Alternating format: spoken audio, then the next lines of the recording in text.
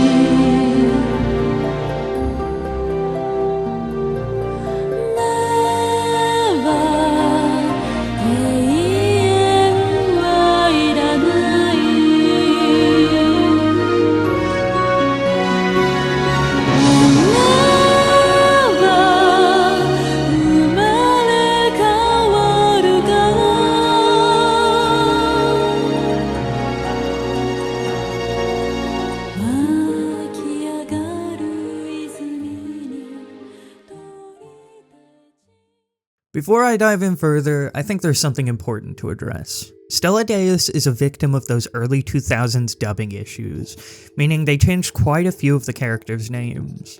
Whilst most of these changes are small, some are pretty significant, and it left me wondering, should I stick to the original Japanese names, or should I use the English ones, since that's what players will experience? For me, the protagonist's name was the deciding factor. In Japanese, his name is Fida, meaning to challenge or to defy, but in English, his name is Spiro, which means to hope, which I think suits him better.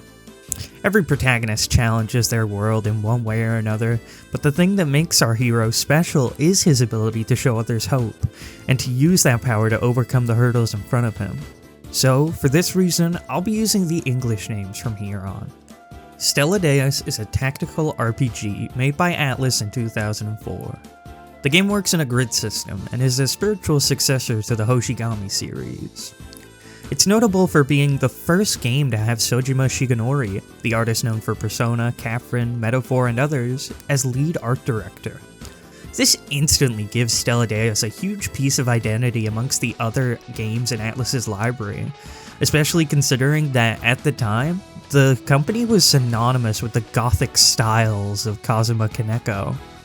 On top of this, Stella Deus takes place in a desert setting for a majority of its runtime, and to reflect on this, the character designs tend to have very unique clothing and designs to help them fit in with that setting. The game is also notable for its music, being composed by Hidetoshi Sakamoto and Masaharu Iwata, composers of games like Final Fantasy Tactics and Final Fantasy XII. Also, while this isn't important to the game itself, I thought it would be fun to mention that Stella Deus is potentially the first game that Roger Craig Smith was ever to voice in, playing the role of Visor. Now, I say potentially because this information isn't available on his Wikipedia page. Being a spiritual successor to Hoshigami, the gameplay works on a grid system, with each character having something akin to a stamina bar. So if you walk too far, you don't get to fight, but if you don't move at all, you might do a couple of attacks. The game definitely has a lot of strategy to it, especially considering that almost every action in the game gives you EXP. This helps mitigate probably my biggest issue with tactical RPGs, in the way that your team will probably be super imbalanced at some point. And while that can be a part of the challenge, I just find it rewarding to see my healers grow just as strong as my other classes. One final thing that the game has a massive amount on is side quests. These are usually just some dialogue paired together with a fight, but there's also some pretty interesting ones in here too. Some standouts for me were trying to open a safe, winning the lottery, talking to a scammer who tries to get you to invest in his pyramid scheme, or playing blackjack. With a lot of these side quests, you usually gain the ability to recruit characters you meet in them. This allows you to build up a giant cast of characters who can help you in battle. Most of them are just recolored enemy sprites, but regardless, I really like this feature. It gives the game that much more freedom when it comes to building a team, and it can also be super useful early game. And to finish things off, the game also has different spells or super moves you can pull off. These are where I think the game shines in its presentation. It was always fun to try and rank up so that you can see your characters do whatever cool move they unlock next. So, with gameplay out of the way, what exactly makes Stella Deus special? Stella Deus invites us into the world of Solemn, a place on the precipice of destruction. It's people apathetic to an extreme, all just awaiting death.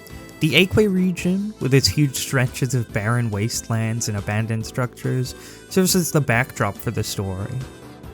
The world of Solemn, with its inner conflicts and complex religious system, play a massive role in shaping the characters you meet and recruit. The reality of Solemn's imminent demise leads to the cast all having their own purpose, motivation, and beliefs for joining the party. It causes inner turmoil, ideologies clash within the group, and some even begin to question their own beliefs because of it. Unlike most RPGs, where the cast is tightly knit and united by a single cause, the cast of Stella Deus keep their own sense of individuality with them throughout it. They all have their own personal stakes at hand. Some are trying to avenge the fallen, some are there to protect the innocent, and some are just there to try and save a world they think is worthy of a second chance. Dignus, the evil overlord of the game, is also incredibly interesting. I always love when a game's villain is somewhat of a reflection of the hero's own morals and goals, and this game is no exception. Without going into spoilers, both Spiro and Dignus strive to change people's minds on just accepting death. They both realize that apathy for life isn't right, that living to die isn't living at all. Yet, while Spiro goes on to do this by putting hope into people's hearts, Dignus brings it forth by eliminating those who want to die idly. Stella Deus explores themes of religion, making a discussion on religion's use in a society. At times it criticizes it, and at other times it criticizes those who dismiss it. It's something that I usually don't see media discuss, and that's why it's such a fresh and interesting experience for me. But therein lies the issues with Stella Deus. Everything I've said about the game so far has been true, however the actual execution of it all isn't that great. I find myself at a crossroads with the game in my mind. I'm absolutely in love with everything about the game. I love its characters, its world, and the story it's out to tell, but I feel as though I'm more in love with the idea than the actual game itself. I feel as though the game could have reached insane heights, that it could have really made these characters feel just that more real. But unfortunately, the reality is that this game is just poorly written in a lot of areas. And this isn't just the fault of the English dub either. There'll be times where you just cut to a random character gasping as a reaction for no reason, and it completely mitigates any tension they're building. There will be entire story beats that just go completely unexplored, character dynamics left by the wayside, and probably the most egregious of all is how they handle some of the villains in this game. Tiny bit of a spoiler warning from this point forward. If you wish to play the game or are currently playing through the game, I suggest skipping forward here. And for those of you who have stayed, allow me to introduce you to Tia. Tia is a standout character in this game for me, not only because she has a cool design, but because she embodies my complaints for this game more than anyone else. To cut a long story short, Visor and Spiro are almost like brothers. We're introduced with the two together, and Spiro is always talking highly of Visor. Yet, every character we meet tries painting him in this different light, and his actions even begin to hint at his possible decline into something completely deranged. Yet, through it all, Spiro tries not to lose hope. It's one of the most important relationships in the game. Visor is a hero to Spiro, and seeing his decline is the only thing that could possibly cause Spiro to doubt his pursuit of a world fueled by hope. And this is where Tia comes in, a character who's mischievous, stupid, and is a lot of the comedic relief in this game. We're shown glimpses into her story, showing how she's a complete outcast by those around her, and how when she was in complete isolation, the one who reached out to her and became her friend was Visor. And Tia, being more closely linked with the villains of this game, gets to see Visor's decline up close. So in her mind, if she stops Spiro from completing his mission, then Visor won't be stressed out and they can all go back to being friends. It's an honest and genuine attempt to help people in her mind, and this is great. I think her character is really amazing, outside from the occasional "yeah." But after a brief confrontation with her, she finally manages to talk to Spiro, and Spiro assures her that the two are friends, and shortly after that, she disappears. Now, you can go back and find her to recruit her into your party, however, the story acts as if she's no longer here, as if she doesn't exist, and this is the game's biggest blunder, because it completely negates the potential confrontation that Spiro and Tia could have with Visor. They throw out the idea that Visor ever has to confront how he treated them, or how he's changed. I feel as though not only could this have been some really amazing character growth for both Spiro and Tia with their interactions, but I feel as though Tia is just as important to Visor's story as Spiro is, and yet we don't get anything. And this is just one example of many. The game sets up so many different character arcs that it just never goes through with, and it's really annoying. Okay. Now that we're out of spoiler territory, I think the end line here is that I think this game has bounds of potential that it just never really reaches. Yet, what we have here is still good enough that I don't think this game deserves to be forgotten.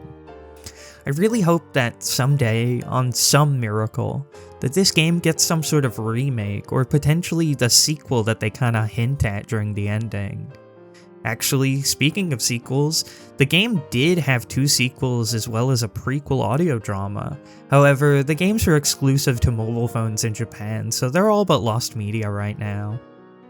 And that's it for Stella Deus. The game disappeared and became just another forgotten game amongst all the others. I think that if any of this slightly interested you, that you should give this game a try.